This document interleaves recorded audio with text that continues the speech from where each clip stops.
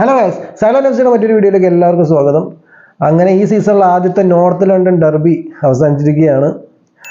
Major പ്ലേയേഴ്സിനെ miss ചെയ്തുകൊണ്ട് ഇറങ്ങിയ ആഴ്സണൽ ഒരു ഗോളിന് ടോട്ടനം ഹോട്ട്സ്പറിനെ അവരുടെ സ്റ്റേഡിയത്തിൽ പോയി തോൽപ്പിച്ചിരിക്കുകയാണ്. Thanks to Gabriel's header. Centre ബാക്കായ ഗബ്രിയേലിന്റെ 64ാമത്തെ മിനിറ്റിലെ ഹെഡർ ഗോളിലാണ് ആഴ്സണൽ വിജയം കൈവരിച്ചത്. So north London is red again. So ഇനി ഈ മാച്ച് ലൈനപ്പിലേക്ക് നോക്കുകയാണെങ്കിൽ രണ്ട് ടീം 4-3-3 ഫോർമേഷനിലാണ് ഇറങ്ങിയത്. ആഴ്സണലിന്റെ കാര്യത്തിൽ ഡെക്ലാൻ റൈസും ഉണ്ടായില്ല, മാർട്ടിൻ ഒഡെഗാർഡും ഉണ്ടായിരുന്നില്ല. സോ അതുകൊണ്ട് മിഡ്ഫീൽഡിൽ ട്രൊസാർഡിനെയും ജോർജിനെയും ആർട്ടറ്റ പരീക്ഷിച്ചത്. അതുപോലെ തന്നെ അക്കാഡമി പ്ലേയേഴ്സ് ടീമിന്റെ സബ്സ്റ്റിറ്റ്യൂട്ട് ലിസ്റ്റിലൊക്കെ ഉണ്ടായിരുന്നു. അത്യാവശ്യം ഗബ്രിയേൽ ജീസസ് ഇഞ്ചുറി കഴിഞ്ഞ് സബ്സ്റ്റിറ്റ്യൂട്ടായിട്ട് തിരിച്ചെത്തുന്നുണ്ട് കളിയിലേക്ക്. അതേപോലെ റഹീം സ്റ്റെർലിങ്ങിന് ഒരു ഫസ്റ്റ് സബ്സ്റ്റിറ്റ്യൂട്ടായിട്ട് ഗെയിമിലേക്ക് ഒരു അവസരം കൊടുക്കുന്നുണ്ട്. ഇനി ഫസ്റ്റ് ഹാഫിലെ മത്സരം നോക്കുകയാണെങ്കിൽ അത്യാവശ്യം ഡോമിനൻ്റായി കളിക്കുന്ന ആഴ്സണലിൻ്റെ സ്ഥിരം ശൈലി ഇത്തവണ ഉണ്ടായിരുന്നില്ല. ബോൾ കുറച്ചും കൂടി ടോട്ടനത്തിൻ്റെ കാലുകളിലായിരുന്നു. കുറച്ചും കൂടി ബോൾ മൂവ്മെൻറ്റ്സ് എല്ലാം നടത്താൻ ടോട്ടനത്തിനാണ് കഴിഞ്ഞത്. ആഴ്സണലിൻ്റെ സ്ഥിരം റൈറ്റ് സൈഡിൽ കൂടെയുള്ള അറ്റാക്കിംഗ് രീതിയൊന്നും ഈ മാച്ചിൽ അത്ര കണ്ടില്ല. മേ ബി ഐ തിങ്ക് അവർ ഒഡെഗാർഡിനെ വല്ലാതെ മിസ് ചെയ്യുന്നുണ്ടെന്ന് തോന്നുന്നുണ്ട്. അവരുടെ പ്രസ്സിങ്, ഹൈലൈൻ പ്രസ്സിങ്ങിലും എല്ലാം അത് ഉണ്ടായിരുന്നില്ല. ആ ഹൈലൈൻ പ്രസ്സിംഗ് ഒന്നും ഇന്നത്തെ മാച്ചിൽ അധികം കാണാൻ കഴിഞ്ഞില്ല. ടോട്ടനം അത്യാവശ്യമായിട്ട് പ്രസ്സിങ്ങും നടത്തിയിരുന്നു.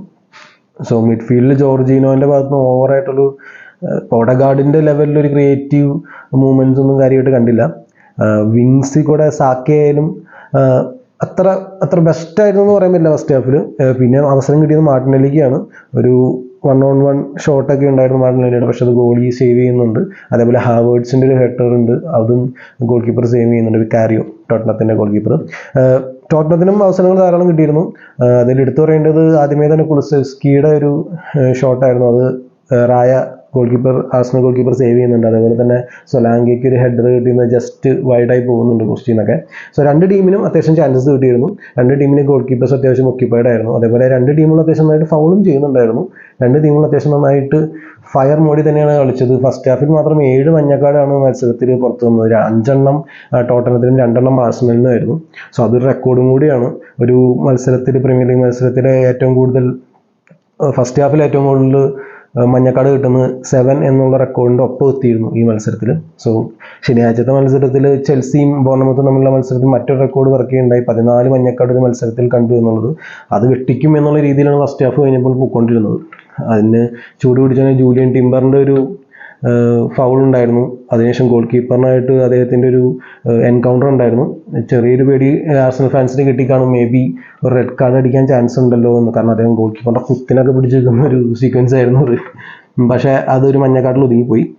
ഇനി സെക്കൻഡ് ഹാഫിലേക്ക് നോക്കുകയാണെങ്കിൽ 64ാമത്തെ മിനിറ്റിലാണ് ആഴ്സണലിൻ്റെ സെറ്റ് പീസ് ഗോൾ വരുന്നത്. കഴിഞ്ഞ ദിവസം ഏറ്റവും കൂടുതൽ സെറ്റ് പീസിൽ നിന്ന് ഗോൾ നേടിയ ടീമാണ് ആഴ്സണൽ പ്രീമിയർ ലീഗിൽ.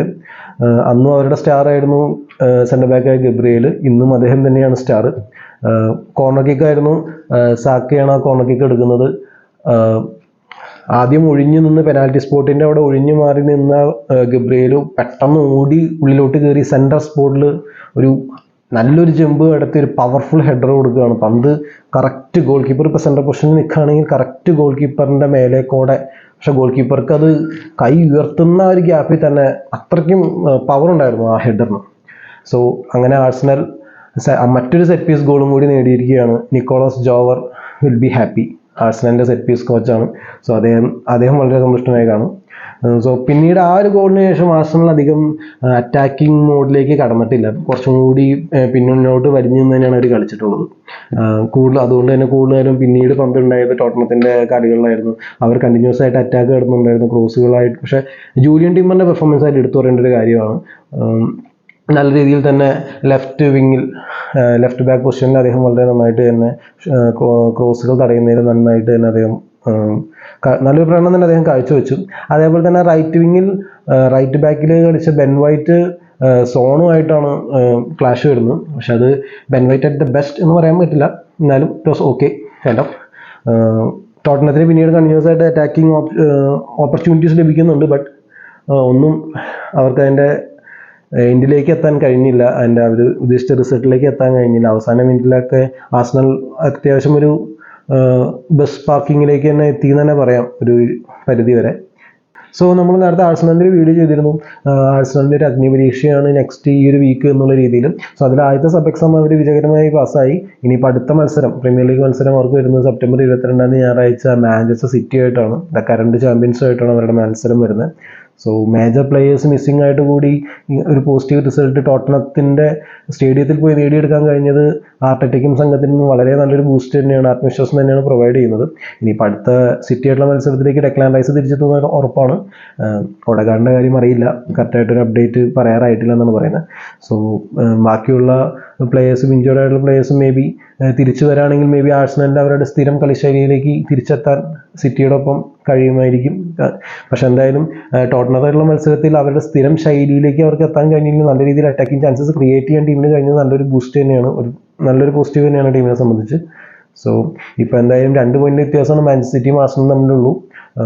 മാഞ്ചസ്റ്റർ സിറ്റിയും ആഴ്സണലും അൺബീറ്റഡ് ആണ് ഇതുവരെ ഇപ്പോൾ ഈ 4 മത്സരങ്ങൾ കഴിയുമ്പോൾ പ്രീമിയർ ലീഗിൽ. സോ പ്രീമിയർ ലീഗ് മൊത്തം ഉറ്റുനോക്കുന്ന ഒരു ക്ലാഷാണ് അടുത്ത ഞായറാഴ്ച നടക്കാൻ പോകുന്നത്. അതും ഒരു എവേ മാച്ചാണ്, സിറ്റിയുടെ സ്റ്റേഡിയത്തിലാണ് മത്സരം നടക്കുന്നത്. സോ എന്താവും എന്നുള്ളത് കണ്ടറിയണം.